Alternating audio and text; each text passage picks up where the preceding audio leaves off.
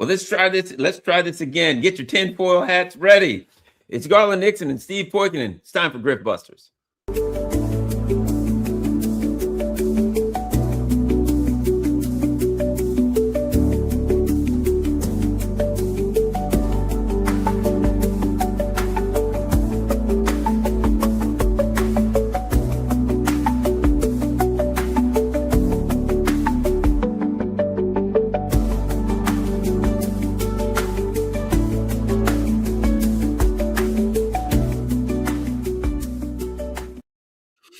All right, we got all kind of madness going on, Steve. We got insanity, we got lunacy. But before this happens, I got some breaking news. Erica Kirk, we got pictures, new pictures of her doing a sniper rifle on the roof thing.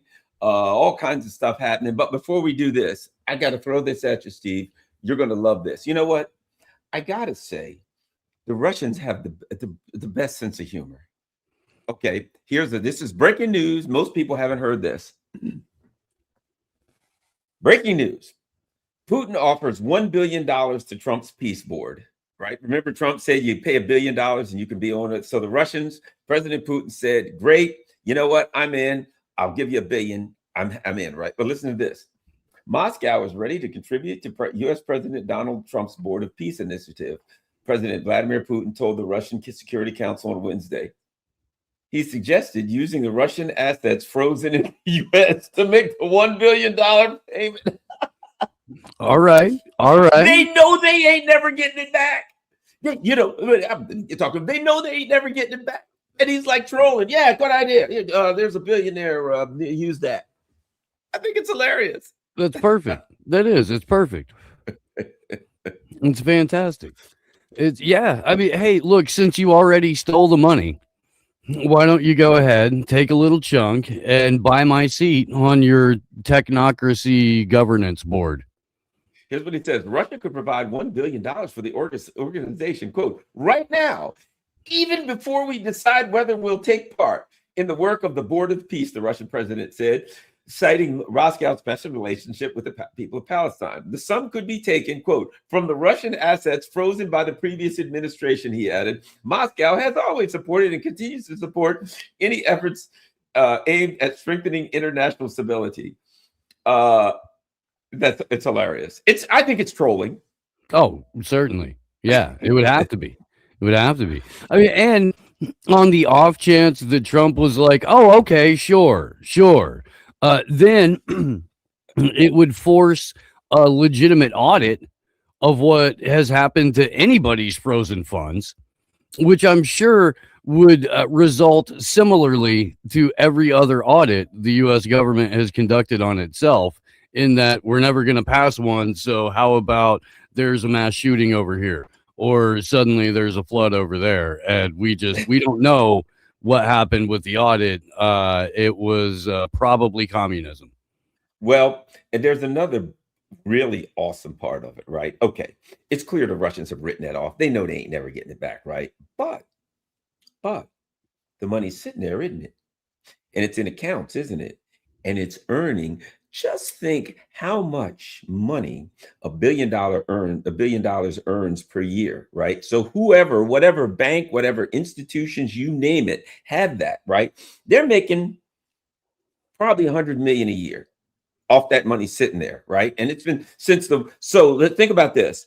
It's been 4 years, right, since the war started, since they froze it. They've already made 400 million. And they're like, man, this is great. 100 million a year. We could care less. Let's just sit it here forever. And what they're basically saying is, you ain't making your money anymore. The people who are holding that money ain't going to make another dime. And they know Trump will probably say yes. You know him. That's going to go right into his Qatari slush fund. I guess, I don't know what you use to buy that, but, maybe pay off Stormy Daniels or somebody like that. Everybody's got to get their fair share. Look, so it's probably naive of us to assume that the money's just sitting there. Good point. It's not being flipped or invested or poured into covering this debt or that debt. If in fact Putin ever came calling, or there arose a situation where hey, we'll unfreeze these assets, it wouldn't be the same ones and zeros that started out. in the account and on the ledgers. I promise you, they're out. They gamble with everybody else's money. They gamble with everybody else's pensions. They gamble with everybody else's livelihoods. I don't see why they wouldn't be out there at the international casino of speculation with all of those seized assets. Well, yeah, absolutely. Anytime you give them $1 billion, that's a license to print money. They're going to go invest it, move it, flip it. And I've said this about the seized assets in Europe. One of the reasons that they can't stand for the conflict to end. Let's say the conflict ends, and for whatever reason, the Russians go to court, and the court says you got to give them their money back. Well, let's say the numbers. It started off, they said the Russians had 300 billion. Remember that? Then they said they had 260 billion, and and now it's down to like 140 billion. Well, how the hell do you drop 160 billion dollars? And when you haven't done anything to it, it should be actually making money, right? So as far as I'm concerned, they've already stolen most of it. And here's the other problem, and this is a bigger one. No criminal, if you find a guy, what is it? MO, modus operandi, method of operation.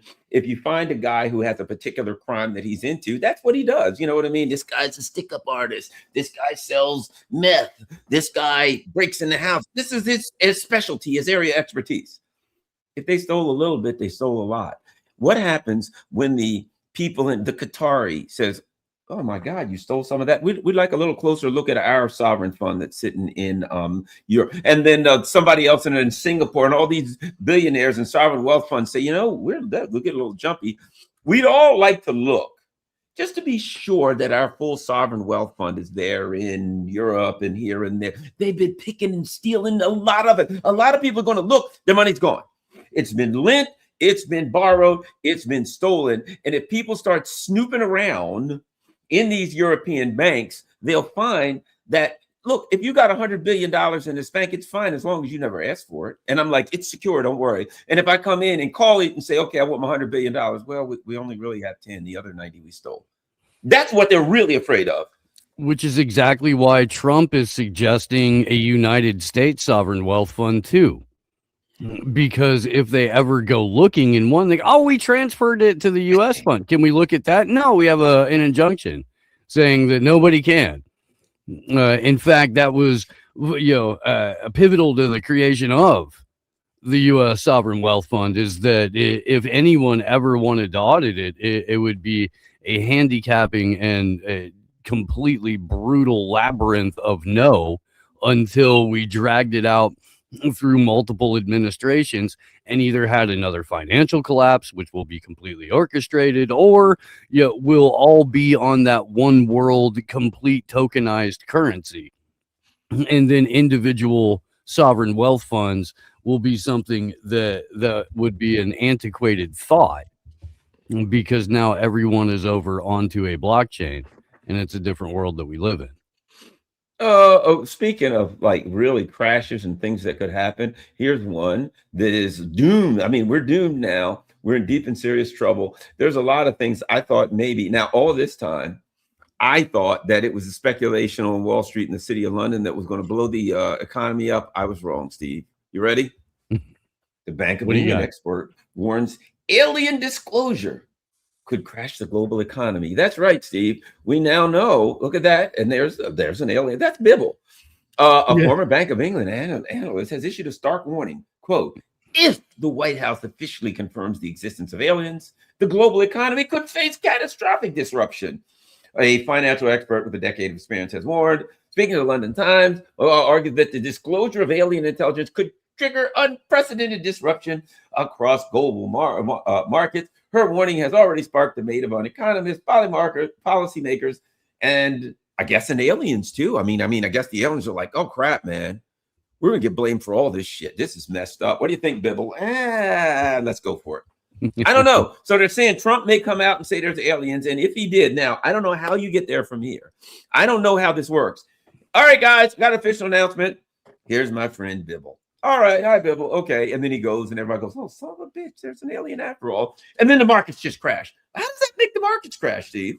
Well, it doesn't. It really doesn't. However, I think that it would cause a certain amount of panic in the same way that we saw people hoarding toilet paper during COVID, or when gas stations run out, stuff like that. Like, panic buying would probably ensue to some degree, but unless the former analyst at the Bank of England is trying to make the case that the real creditors have come home to collect, You think? then she may have a case. She may have a case there, but I don't think that's what she's putting forward. Now, we have seen over the last several years, both the Biden and Trump administrations give more UFO style disclosure than in past administrations, where they would prefer to just deny altogether the existence of this sort of thing. Even remember when Hillary was running back in 2016, and they asked like what one of the big things she would do as president was, and without missing a beat, she said, I'll declassify UFO files. And I think we have like, so this is something that's been seeded for at least a decade, if not a little bit longer. And you and I were talking earlier in the week, this does go back to, things like the X-Files and the entirety of sci-fi and all that sort of stuff, where it's become a true fascination, turned into a movement demanding disclosure. And if you're demanding answers from an institution that has never told you the truth about it, what makes you think they're going to be telling you the truth about it if they do disclose anything? Good point. And here was my first thoughts. Hey, they said if they're going to disclose, if they disclose that there's aliens, there could be a stock market crash. My first inclinations was this. There's going to be a stock market crash. That's my first thought. And that they sat around, what's happening? Yeah, this shit's getting, quadrillion dollars in derivatives and all this crap that we're doing. It ain't really working out. And what's going to happen? I think we're going to have a crash. Man, what caused it? I don't know. What do you think? Let's go with aliens. Get out of here. Bullshit. I mean, come on. Aliens, nobody's going to buy that. And then they all look around and he says, well, you got a better idea? And they all look at each other and they're like, I guess it's aliens, okay? I guess it's aliens. You know what I mean? It's the old Spock and Kirk, where Kirk comes up with some diabolical plan to get away from the Romulans, and Spock goes, Captain, according to my calculations, your plan only has a 14.347% chance of working. And the captain, he looks at him and he goes, you got a better idea, Spock? And he goes, Mr. Sulu, follow the captain's orders immediately. Full speed ahead. That's what it is. It's absurd. It's a reach. They're like, this is crazy, but we got nothing else. So dude, if we're gonna go with aliens, we got to really make this thing work. Can we just come out and say, oh, look, we're gonna start. We've already done some easing out. Let's start with, hey, let's lead. What do they say? And when you're writing articles, what is it? Lead with your haymaker or whatever, lead with start off with the lead or whatever. Let's just start off with, hey, aliens are going to cause an economic crash, and people get used to it, and then we'll ease the aliens out a bit. And then when the economy crashes, how long we got? A week and a half. All right, we got a week and a half. Let's get going, guys. We got a lot of PR to do. Call our boys in from K Street. Boy, we better turn out some aliens. How are those drone programs going? Can we convince them? Is it enough? Have we dusted off the old blue beam holograms yet? Get Eric Schmidt to fire up the jet, and we'll figure it out while we're in the air. As long as we're at 60,000 feet, they really can't get us. So. Well, you know what the next question is? Somebody says, okay, that's a great plan. Everybody, we're going with aliens. Got it. We're going with aliens. Everybody, aliens. All in favor of aliens, say aye. Aye. The ayes have it. All right. Now, we have one problem. What's that? We don't have any aliens. Damn it. Well, you know what? When you don't have the aliens that you want, you got to go with the aliens you got. Right, which means at some point, Erica Kirk is going to have to remove her skin suit. Oh, yeah. Speaking reveal of which, the horrible otherworldly monster. Speaking of which, the latest Erica Kirk. Now, I'm sure people are going to think, people literally thought that this was AI or something like this, right? This is an actual picture of Erica Kirk There was some movie called November Renaissance that she was supposed to be in. It was funded. They did pictures. They did part of it. It was never released. But in this movie, you might find it interesting that there's a picture of Erica Kirk on a roof. Now, with a boys and sniper. girls, I just want to let you know at home, this is non-standard shooting attire. Yeah. Typically, you want ear protection, maybe some glasses, something like that. This is just not necessarily what you would want to go out and commit a high-profile assassination in. Yeah, I know. I bet you they'll never release it now. You know why? I'm betting you that in that movie, she disassembled that, changed clothes, went down the building with that rifle in her pants, and then hid it in the woods somewhere. What do you want to bet that that's the plot? And then off she went to get a burger and fries at the local Dairy Queen. That's what I'm thinking. Right. And the cut to a scene from the recent past where she's wearing a furry costume at Mar-a-Lago, dancing around in Victorian ball gowns. Yeah. This is, and when she runs across the roof, there's no shadow. Oh yeah, exactly. Yeah, because hey, they forgot to program that one in. Bottom line is, but yeah, so I put that up, and one of these bots was like, "Hey, that's not a sniper rifle." I'm like, "It sure will seem like it if you're on the other end of it." For sure. I put it like this: it's close enough. Okay, you can call it theoretically. Is it or not a sniper rifle? Is she on a roof? Yeah. Is she looking out at, I guess, a prospective victim that she's lining up way down there somewhere? Fair enough. Now, there is one other part of it too. And you know what that is? Now, let me do this. What if, you ready to go full conspiracy theory? Certainly. What if this is intentional, right? Because what does this do? It kind of puts the words roof and sniper rifle into people's heads. So they maybe actually believe that someone whose name will go unmentioned, but his initials are Charlie Kirk, was actually shot by someone who's on a roof with a sniper rifle. You know what I mean? In a way, you look at it and you're like, oh my God, well, what the hell? All this Erica Kirk bullshit is all out there. So they might as well use it, right? So in a twisted kind of way, they put this out there and people are like, aha, Erica Kirk, she's on a roof with a sniper rifle, just like Charlie Kirk was shot by a guy on a roof with a sniper rifle. No, hell he wasn't. That's all I'm saying, Steve. Can I level up the tinfoil hattery on this a little bit?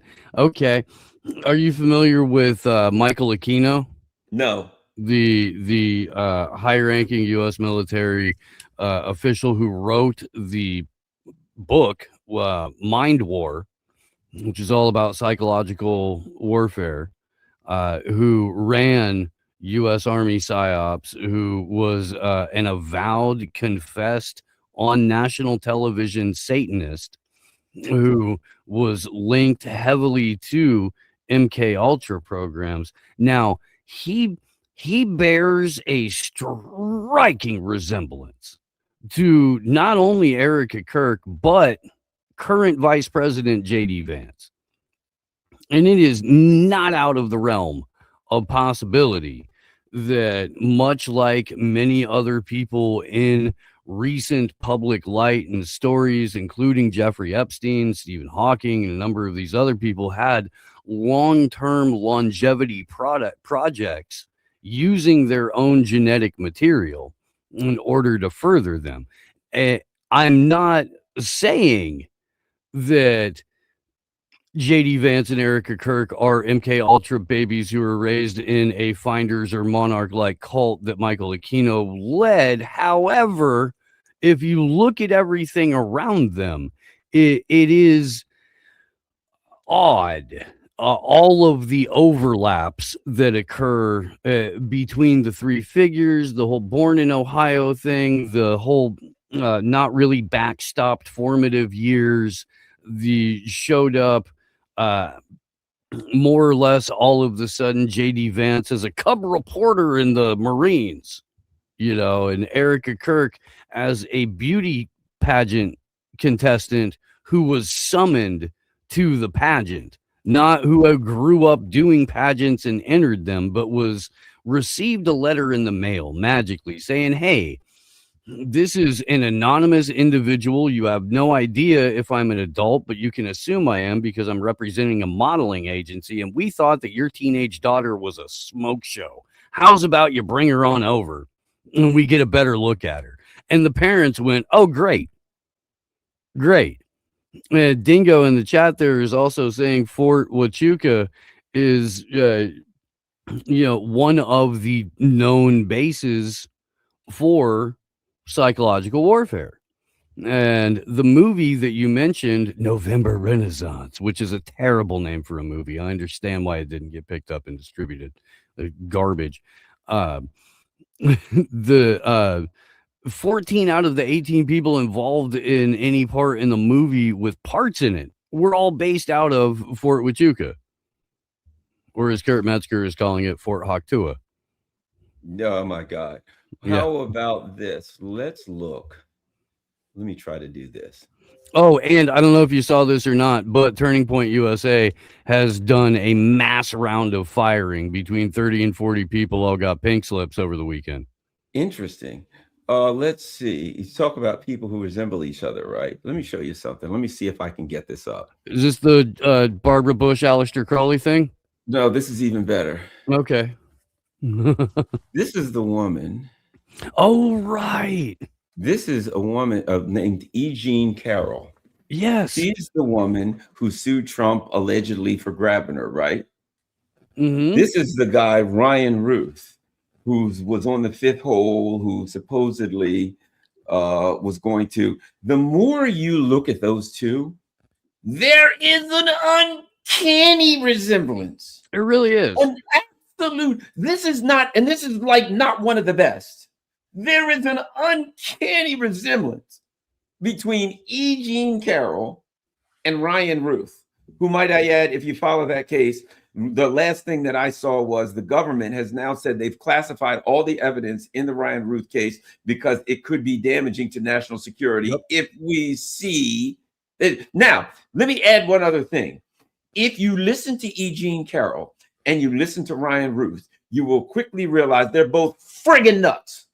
They are both absolutely insane. They look alike. Look at the shapes of their heads. Yeah. Everything, man. If his eyes were down, you would see their eyes are similar. They look weirdly, strangely, oddly identical. Yeah, it's and look, I don't want anyone to get the impression that my colleague here thinks that all white people look the same. That's not where we're headed with this. That is uncanny. It is eerie. It's I don't know. I mean, we've joked throughout the years for over various people like Pete Buttigieg, for example, being created in a petri dish in Langley somewhere, but it really does seem like there's an inescapable family affair for a lot of the people who run in these power circles in DC or throughout major centers of influence across the planet. And it wouldn't surprise me a bit if at the very least that was a distant relative, if not his aunt who raised him. Yeah, something is weird. I wish I saw a picture with the two of them. I don't see it. There's a picture going around of the two of them side by side with both like plain looks on their face. And I'll put it to you like this.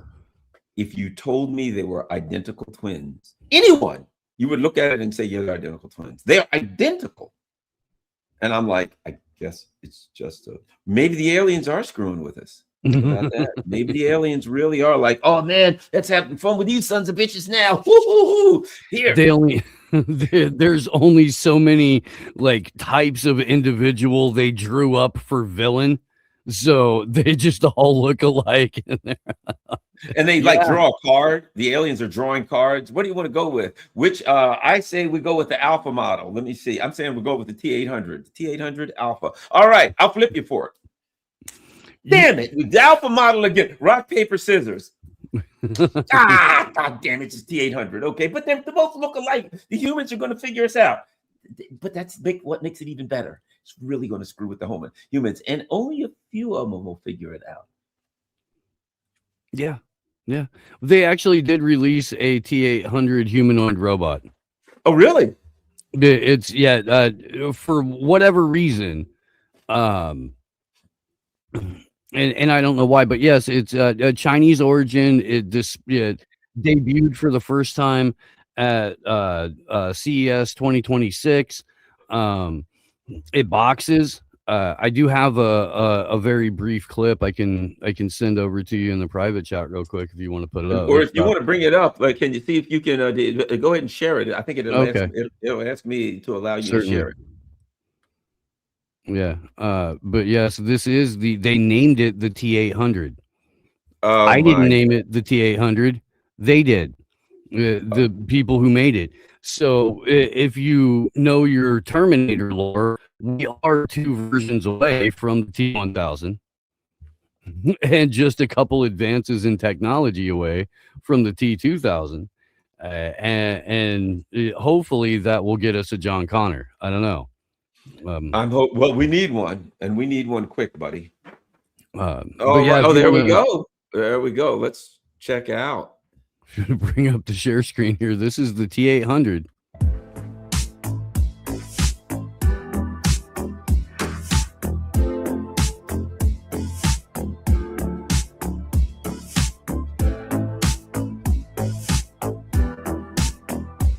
Yes, we made the Terminator. And he dances and everything.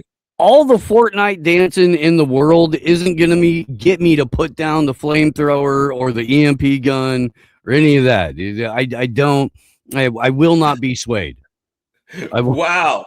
I will not be swayed. But yeah, this is the T800 humanoid robot. Now, they do confess at most of these events like this, like the CES, that for display, reasons and stuff like that, they are being controlled by humans. They're being manipulated by humans. They're not, this isn't the fully autonomous version currently, but this is I don't know, I guess product pitch for anybody who wants to kick in that last round of funding, for the C-suite billionaires, so that they can take it to the next level. But it is, when you dig into this stuff, if they're displaying it at CES now, they've already got most of the technology in order to get that done, and it's only in most cases terms of bringing the market along to the product rather than the product needing to be developed for the market. Let me ask you this. Speaking of theories, I had a conspiracy theory. You heard about Verizon. My Verizon went out. Everybody's Verizon went out, and they lied to us. They said, it was 150,000. It was all of them. All of 150. All it was concentrated in New Jersey and something. I knew people in Iowa. Everybody I knew that had Verizon, and my regular Verizon internet has not been the same. I've been having problems with it. Here's the question. I told everybody. I said, when I went to Russia, Verizon worked. When I went to Venezuela, Verizon worked. Everywhere you go, even the state where like they're sanctioned and nothing's supposed to work, Verizon always works when you go there. I said, what we're to understand, what we've been told is that the Russians and the Iranians shut down Starlink, right? That they were like, okay, this is what's being used by the intelligence agencies. We're shutting it down. Here's my theory. They shut down Verizon too. That Verizon is in fact a asset of the intelligence agencies. And when they shut down that Starlink thing in Iran, that they shut down Verizon too, because it's nothing but an asset of the intelligence agencies. Because isn't it interesting, on the same day that supposedly Starlink shuts down and all that, it was like middle of the day and my Verizon phone went, and you forget it. I mean, there was no service. It was dead as a freaking doornail. And they were like, yeah, we uploaded a new patch or something for 5G, and it's just the wrong time. I'm like, well, that's bullshit. And I'm like, And then we hear, oh, yeah, they shut down the Russians or whoever, the Iranians shut down. I think that they shut down Verizon. And they don't really want to tell us that Verizon was shut down or that it was shut down by the Russians or the Iranians, because they don't want us to know that Verizon is just like Starlink, that the whole Verizon service is part of the intelligence communications network.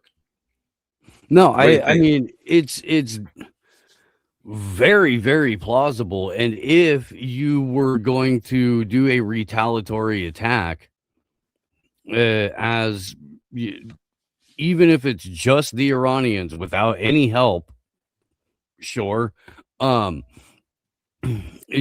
after the Eastern Seaboard Verizon servers would definitely be a way to do it. And it has to be a problem at the server level. It's not a problem with individual towers. It's not a problem with individual relay stations or anything like that. For it to blank out across the board the way it did, that's a home base kind of attack. Or complete failure, which would be exposing the flaws of your system security and your ability to transmit to anybody who would be interested in looking at that kind of thing. Either way, it doesn't bode well for Verizon, and they certainly were very, very tight-lipped about it. It can be a message. Hey, you know what? Don't forget, we can shut you down. I feel like first of all, I always feel like this. They lied to us. It was not some bullshit 5G patch. I don't believe that for 1 second. That was a lie. Either, as you said, it was some serious internal problem, or it was an attack. But if it was an attack, why wouldn't they want us to know? I think it was an attack, and I think they knew it was a legitimate attack. They knew they were up to no good, and somebody punched them in the nose. You know what I mean? They knew they were up to no good. They were using Verizon, whatever. They were hacking. They were using all kinds of stuff they were doing that they weren't admitting to in other countries. And I think they got punched in the nose or kicked in the balls or whatever metaphor you want to use it. That somebody smacked them. I mean, I think that's as likely as anything, and certainly more likely than any scenario that Verizon's put forward as to why. Yeah, certainly that what they told us is completely untrue. Although you would think that down the road, at least somebody from the Iranian or Russian or perhaps Chinese contingent would have claimed a little responsibility for it. Like, hey, maybe next time don't mess with their internet. But it seems like all that really happened from that was the vast majority of the Mossad agents on the ground in Iran got compromised and exposed. Yeah. And that was the fallout of it. And here's what kills me. Trump's like, we don't want any mass hangings. We don't want you killing. And he might as well said, please don't kill our agents. You know what I mean? We don't want you killing anybody. And I'm like, well, they're literally like beating the shit out of people on the streets. We got federal agents running all over the place, shooting people, doing all kind of crazy stuff. And he's like, hey, notwithstanding what's going on in our streets, you better not do anything to harm any of the protesters. And I'm like, they better not do anything to harm the protesters? You're sure they're the ones that are threatening the protesters? I was out in DC the other night, and what's the first thing I see? A bunch of guys walking down the street in fatigues with National Guards on. I'm like, yeah, this ain't going to turn out well in the long run for us. No. And you're absolutely correct. In that same speech, too, he's telling Iranian protesters, be relentless. Don't let up. Stay in the street. Keep protesting. Go to the buildings where they work. Be disruptive. That kind of thing. While at home, he's got shock troops on the streets, yanking veterans out of their vehicles, beating the crap out of them, leaving them in a park in the middle of the night, freezing. And That's the message for people at home. So sure, it's fine if you're an Iranian to have a grievance with your government and protest as a form of displaying that grievance. If you do it in the land of the free, you're going to get the crap kicked out of you. You're going to be disappeared by the regime, and you may end up thousands of miles away. You may end up in a public park broken and beaten, or you may end up dead. But you're going to end up one of those three. Well, and what kills me is I've had some people in my chat. Well, but Garland, we've got to do something about immigration. I'm like, well, first of all, like they literally rappelled down a helicopter onto some apartment building, went in, grabbed all of these people outside, arrested a whole bunch of them. Not one of them was an immigrant, much less illegal. I don't know what even immigrants. Number one. Number two, they shot some lady. Wasn't an immigrant. They shot some other frigging guy in the leg, not an immigrant. I see them on the streets wrestling and tussling and fighting with people. They're beating the shit out of everybody except the immigrant. I don't want anybody to get beaten, but the idea that they're shooting, beating, dragging away American citizens who don't even look like they look like that. Look at them, these people. They look like they came from Du Bois, Iowa or something, right? Illinois. They do not look like they came from Guatemala. Just a plain old average American looking person. Nobody's going to mistake them unless maybe Canada. I don't know if they say a lot. But my point being, they're supposed to be ICE, and they're beating the shit out of everybody except the immigrants. Not that I want them to beat anybody up. I'm just saying, how could you believe this thing is about immigration? It's okay.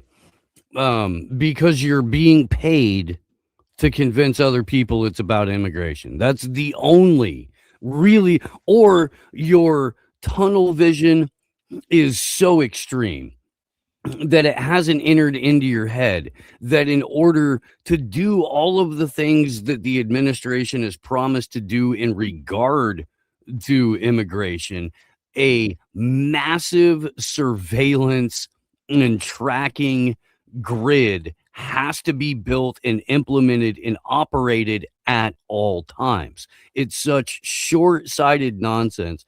A friend of mine who runs the Free Thought Project, Jason Basler, a phenomenal human being, been auditing, law enforcement and stuff like that for 13, 14 years, tremendous work, put out a great meme about this as part of the counter propaganda to this garbage. And if you don't mind, if I can find it, let's do it. I'll pull it up here real quick, because it illustrates the point perfectly. Yeah, there we go.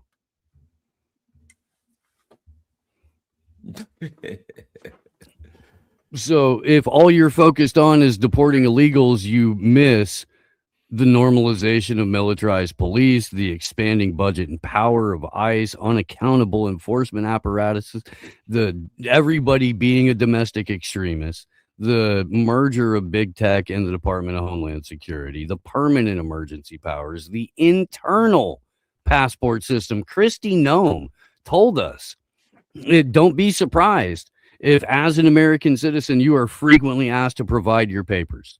She told us that with the technocratic surveillance state that's here, the Palantir database that's here, the biometric tracking that's here, they're doing the exact same thing, Garland, the U.S. military did all throughout Afghanistan, Iraq, what happens in Gaza on the daily, where it's biometric imaging of individuals on the streets of America to be put into that Palantir built database so that they can now have biometric databases on.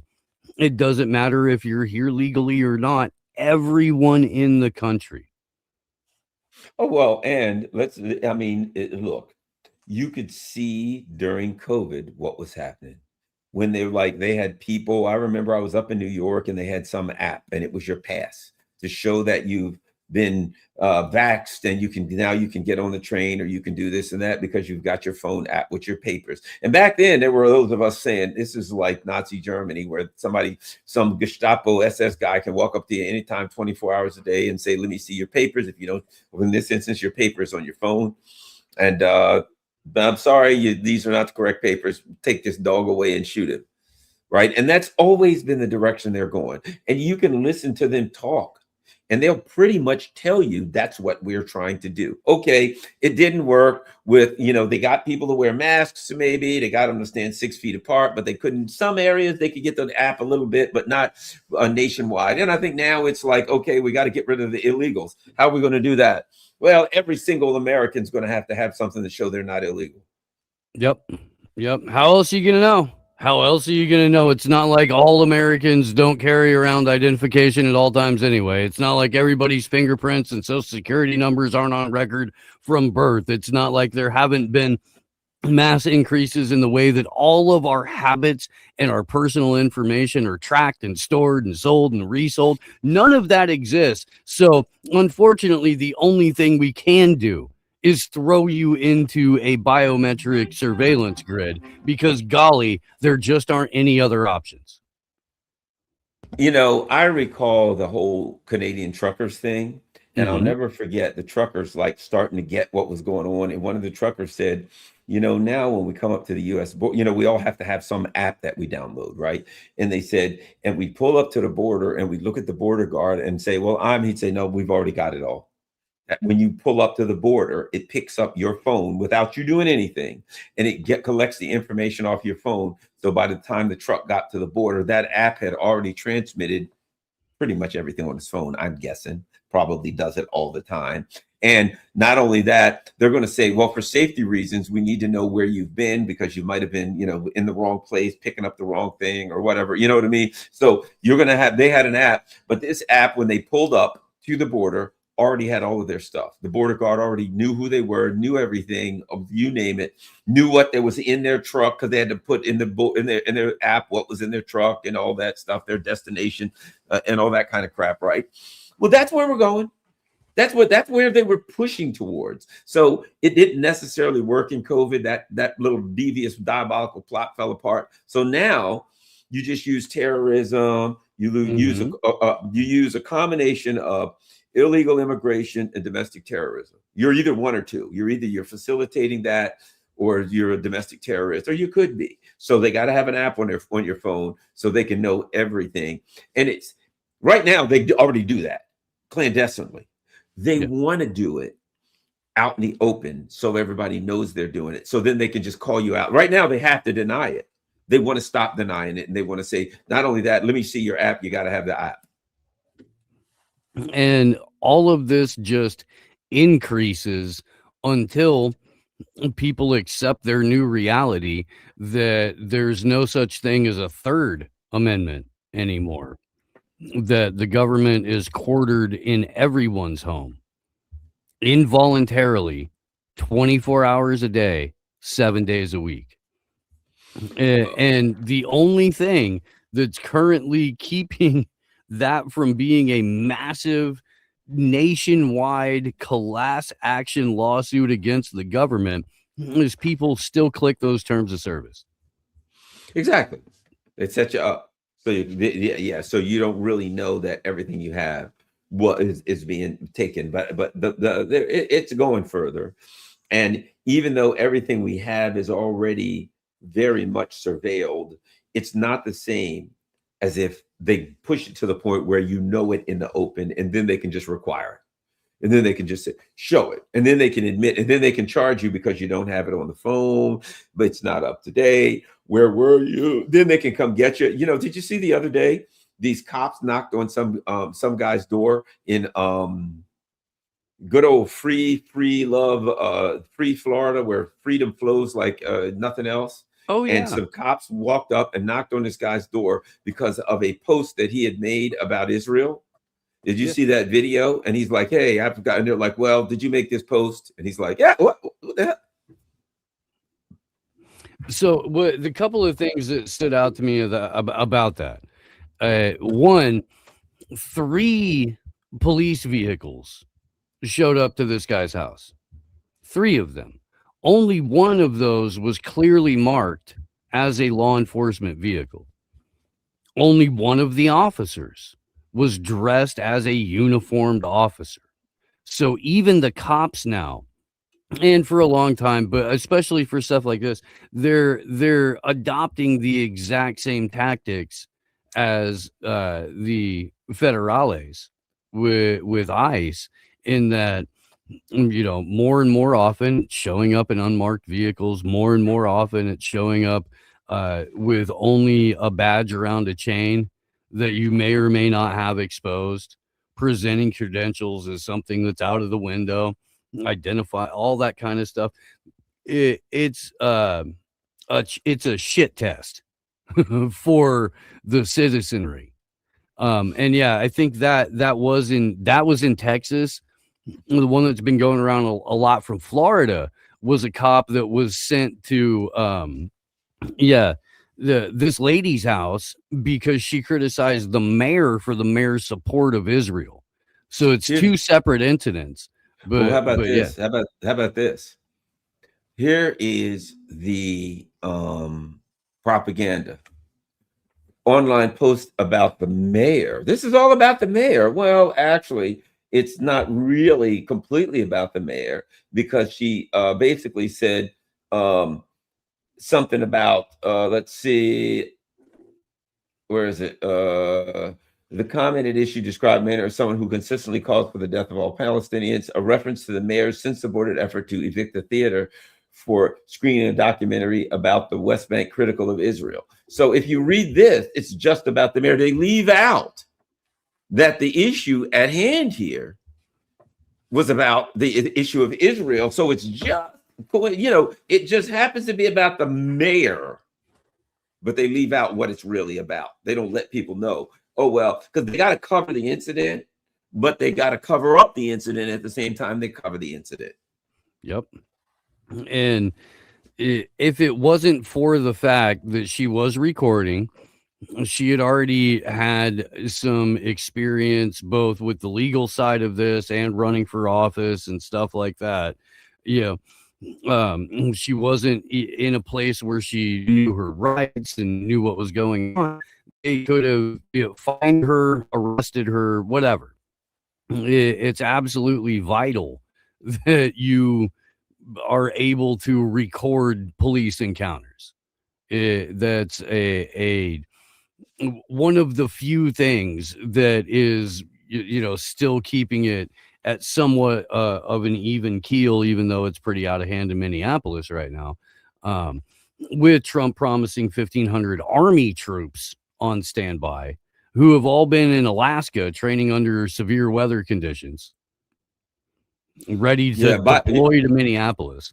Probably by Israel. The IDF's probably been training them, for just such an event. And I always look at it like this: as soon as as soon as they started off by taking the cops and putting them in like army fatigues, and then they add a few more National Guardsmen. Then you sprinkle in some. It's the camel under the camel's nose under the tent. They get started with militarizing the cops, and they go from the cops looking like soldiers to have actual soldiers start showing up. And now there's like, well, we might have to. Now, you put a bunch of cops on the street screaming and yelling with people, pushing people, beating up people, shooting people. Inevitably, you're going to have conflict. And that conflict justifies the next thing you're going to do, which next you're going to bring in troops. Well, next you're going to have to bring in helicopter gunships for air cover for those troops. And next you'll have to bring in drones and bomb people. These troops are coming. There will be drones flying all over the place, looking at the people, armed drones firing hell.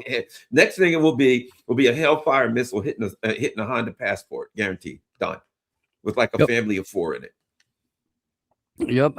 And it's that, Hegelian dialectic, the problem, reaction, solution scenario that plays out when there's deliberately, if not fully orchestrated and controlled, deliberately hyped up and pushed towards style of events. And it can run a spectrum, but when you're priming the pump for as long as multiple administrations have been, you've got a media apparatus that's built to gin up emotional responses to absolutely everything, and you want to kick in everyone's hindbrain response to life 100% of the time, you're going to get predictable outcomes. And that's exactly what this is. And people still fall for it because it's real life consequences on the ground. And there are people who are having their neighbors and neighborhoods, effectively terrorized. And there are people who are rightfully angry that for years, multiple administrations basically let the floodgates open, have people come into the country that aren't necessarily here for good reasons or proper reasons. And you've created all of the conditions necessary to enforce at every level the exact technocratic prison grid that a lot of us have been trying to warn about, and beg people to step away from their partisan blindness, and take in the bigger picture a little bit. Well, we're here now. Oh yeah, it was a matter of time. They always set it up where there's two sides. They always have to set it up where one side is the so-called Republican conservative side, the other side is the so-called, Democrat, the fake left side, and you put those two sides so you can choose a side, and then whichever side you choose is all nice and clean and set up for you, so you can then beat the hell out of each other, fight it out, maybe some shots ring out, and then that which necessitates them sending more troops in. So that at some point, when the aliens crash the market and the people come to the street, well, guess what? The cops are already there waiting for them. When the people all go bananas and say, "What happened to hold on everything? My 401k, everything has crashed. I'm screwed. My life is done. Everybody's laid off. What are we doing here? This place is falling apart." Well, the aliens crashed the economy. First of all, it wasn't us, and secondly, hey, this is my friend, officer, soldier, so and so from the 101st Airborne. He's got some rounds out of an AR-15 that's going to slow you up, pal. Yep. And for everyone who is willing to comply with all of this, we have a lovely central bank digital currency that we can put you into right after the economy collapses. Larry Fink was co-chair of the World Economic Forum now, was on stage in Davos just earlier today, talking about how now is the perfect and most opportune time for the tokenization of absolutely everything. So while people have been watching ICE run amok, while we've been watching protests happen in Iran and upheaval in Syria and the full completion of al-Jilani as, Mossad US MI6 created, puppet king and stuff like that, Tether has been tokenizing the heck out of gold. So the aim is for a handful of corporations or individuals to possess all of the physical precious metals, and then we, the peasantry, would be able to buy into a tokenized version of that and hold quote unquote gold or quote unquote silver. And while all of this is happening, there's things like the Genius Act and the Clarity Act that are coming down the pipe that Trump is fully endorsed and loves the heck out of, couldn't be more behind, that Gavin Newsom would be passing right now, or that Kamala Harris would be passing right now, because making sure that society is on a trackable, traceable blockchain with tokenized life, not just currency. Your streaming service, getting into your car, owning an appliance, that kind of thing. That's where the people who are putting the policies into place are telling us it's headed. Not me saying it, not Garland saying it. That's where it's going. So you need to pay attention to those people and not the chattering class in the mainstream alternative media that are constantly trying to cattle car you into voting for one side or another of a bloodline pedo elite that hates you. Well, it's simple. And, I don't know how long, for years, I've been saying this. And particularly, I talked about it during COVID. You get an app. They crash the dollar. They crash everything. You got nothing. They say, don't worry, we got you covered. Download this app. Here's what we're going to do. I'm just going to throw a number out. We're going to give you $4,000. We're going to give you $5,000 a month, the central digital kernel, whatever, right? And you can use it to spend it to other people with your app. You can get a haircut. You can order autonomous driving, since you can't afford cars anymore. You can get an autonomous driving taxi to come take you places. You can rent a BlackRock owned home or apartment. You can, all this with your digital currency, because every dime you got's worth nothing, and you can't work because, there's everything's shut down and everybody's laid off. But use this. This is going to be great. Free money. You don't have to even get up if you want to. Just get up in the morning, look at your app, and order something, and somebody will bring it to you, and then go for a ride. Now, if you're involved in something that they don't really, let's just say you're involved in anti-Semitism, and by that we mean you say anything that we don't like about Israel, as an example. Well, you might not be able to go as far with your autonomous drive. Let's say 15 minutes or so. You know what I mean? And becomes restrictions. Well, if you go to a protest, well, this won't work, that won't work, you can't go as far. Now, if you don't go to a protest, or let's just say you see somebody who's involved in domestic terrorism and anti-Semitism, and you turn them in, hey, you might have another 15% per person if you do. So they now take that app. Mm-hmm. They restrict what you can do. They make sure you don't dissent, because if you do, you can't use your central bank digital currency on your app to do things. Otherwise, they're restricted. And of course, if you turn people in who do, you get more. And then if you put, hey, we got good news this month. If you put all of your health information on there and you voluntarily click that into your health system, they'll give you an extra 15%. And people will be like, hey, Steve, guess what? Yeah. I did 3 different things. I got 4 check marks. Guess what? I got an extra 28% this month. Man, I got 29%. I turned in 3 of my friends for anti-Semitism. Yep. And here's the kicker. Your entire life can be frozen with 1 line of code. No investigation. No, just you flagged an algorithm. And so 1 command is sent, and you're shut down. That's it. Simple as losing access to your Verizon service for however many hours or forever. Same with, Garland, when you lost access to your Twitter account. That was 1 command that unpersoned you, but is still bilking you for money. And they don't even need to do that. You know what it'll be? It'll be AI. And the AI will have like those geo fences. I had at my house that I just sold. I had a geo fence for my alarm, where if I went a certain distance from my house, the alarm would tell you this, that, or this went off, or that didn't happen. Or when I was coming home, when I got a half a mile from my house, it would automatically turn my alarm off or check this or that, those kinds of things, which are simple stuff to do, really. It sounds like, oh, that's a big deal. They can do that shit for, the $40 a month, and they do all of that stuff. Once they put the thing in there, it's easy. Okay. So they put geofencing on you. If you go in this area, it costs you that. If you go here, if there's a protest, there's a big geofence around the protest. And it already says, warning, warning, if you go any closer to this protest, you lose 18%. You lose this, you lose that. You know what I mean? And this, wherever you go, you can get more, or you can, however, if you leave the area immediately, we'll give you 19%. Whatever. And it's rewards, and you're just like a dog being trained when they hold up treats. You're in the video game and you're on a quest. And sometimes you find coins by discovering this item or unlocking this. Effectively, that's what because it's all the same gamer nerds that are trying to organize society right now. So why wouldn't they want all of us to just quest out all day?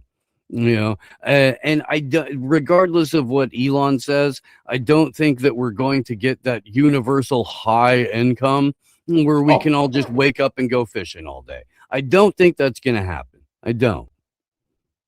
No, you know what it'll be? First of all, they'll give us some CBD, some whatever they call it, but they'll give us this income that tracks everything we do. And you know what? It'll be enough because, okay, guess what, Garland? We gave you $5,000 a month. Okay, let me look at it. Okay, well, let's see. 2,000 goes right back to BlackRock for my rent, and then 350 goes right to. Oh, that also goes to BlackRock, who owns the gas electron company. Then another 100 goes for my. Another 500 goes to BlackRock for my a BlackRock owned company for my health insurance. And when I get finished, they gave me $4,000 a month, and I spent $4,001. So next Mhm. week, next, I only get $3.99 next month because I come up a dollar short, and all of it went right the hell back to the same oligarchs that own everything. They'll pretend to give me digital money, and I will use that to pay my bills, which will all go to BlackRock or Blue Cross Blue Shield or United Healthcare or one of these other oligarchy places. Yeah. Yeah, and they're not even subtle about it.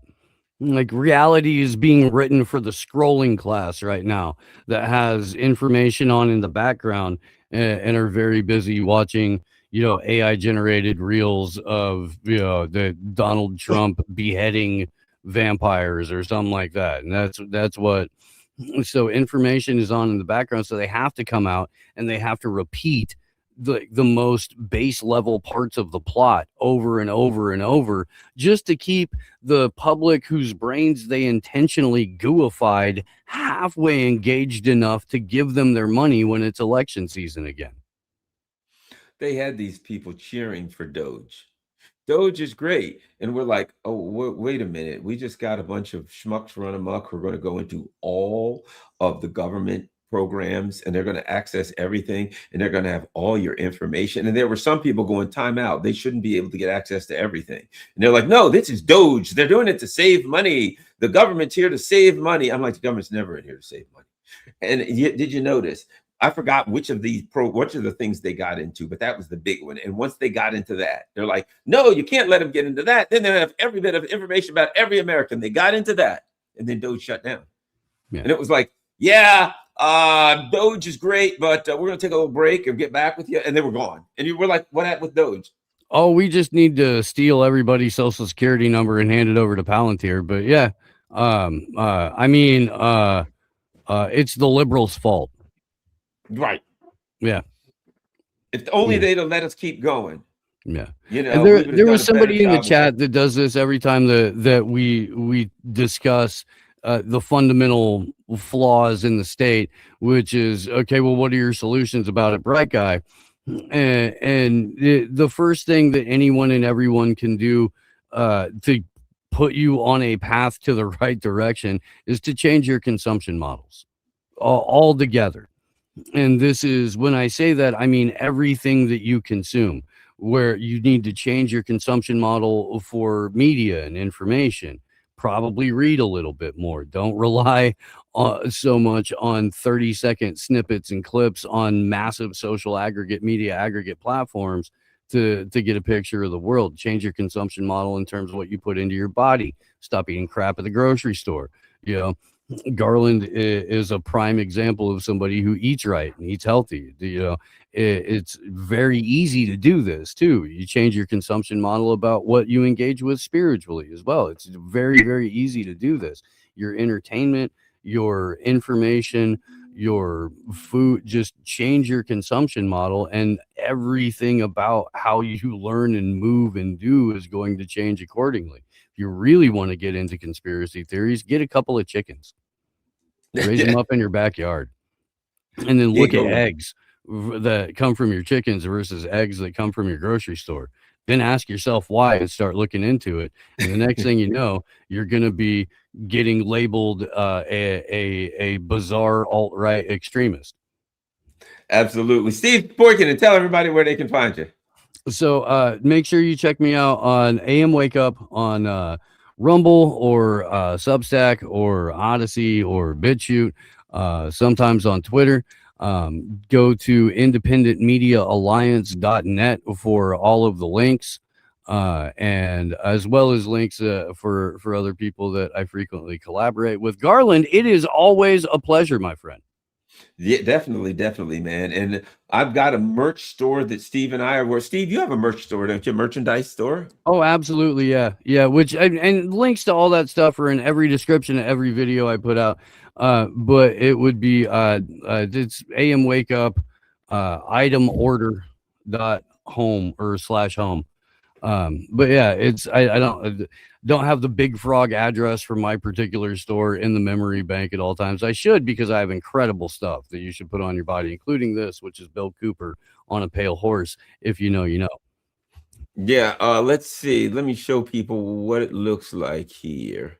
Share screen. I'm working on my merch store. Thank you very much. Steve's helping me to get my act together too on the old merch store. So you want to buy some really cool merch? Check this out. Here we go. Walmart. There's Yeah. lots of good stuff. The Walmart shirt has burning $100 bills as the Walmart logo. Oh, that's great. That's great. Burning $100 bills. That's all. Oh, that's good. Let's see what others. What is some of your favorite stuff on there, Steve? You know, I gotta tell you, the stuff honestly are the just scroll down a little bit. The Ted Kaczynski OG right there. This one? Yeah, that's a classic. Ted Kaczynski OG. That's great. We get a lot of traction with that one. There's a particular favorite of mine that is basically like one of those tourist advertisement style sort of things, and it says Woodlum, and it's Bigfoot smoking a blunt. Let me see. I can't. Where is it? Where is it? Where it says +16 on the on the right hand side there, or scroll back up, it says view all. View all. No, view category. Yeah, no, if you click the view all, it shows you the rest of the shirts. I'm looking at it. View scroll category, back down a little bit more. Right there where it says view all. +16. Yeah. And then it should expand to all of the different designs. Oh man, that's good. Oh, Woodlum. Yeah. That one? Yes. Yeah. And then the one right next to it is like a board of that's tourism. Bigfoot. Yeah. Looks like he's smoking a blunt. Indeed. Bigfoot smoking a blunt. How cool is that? Let's see what else we got. Indeed. That's like one of my favorites. But the one right next to it, right there, that yellow shirt. Don't trust the state. Yeah. Yeah. It's just, 1970s era board of tourism stuff. With just a friendly little reminder for everyone. That's great. You got good stuff here. Let's see. Oh, we got everything's available in a sweatshirt. Everything is priced for people who don't necessarily have deep pockets but have deep thoughts. So that's awesome. $16 for a shirt, $30 for a sweatshirt. Oh, that's good stuff. I like the Anarchy one. Let's see. I love Milwaukee tools, and I was a carpenter for 25 years, so that is the Milwaukee tool logo. That's great stuff. Well, thank you very much, man. Thanks a lot, Steve. That's great. Yeah. All right. Well, and Steve's helping me. I'm putting together a merch store. Hopefully I'll have that up next week. And that's have some great stuff. And I'll put some of Steve's stuff up there also. And feel free. So thanks a lot, Steve. We are going to continue to push your merch, and we'll work together on the old merch thing. Yeah. People need to understand what's happening, and they ain't going to understand it unless they understand that the aliens probably ain't going to blow the economic system sky high. I'm just guessing. They probably won't. Don't blame the poor friggin' aliens, man. They never hurt anybody. All right. Thanks a lot, guys. Share this on all your social media platforms. We're out.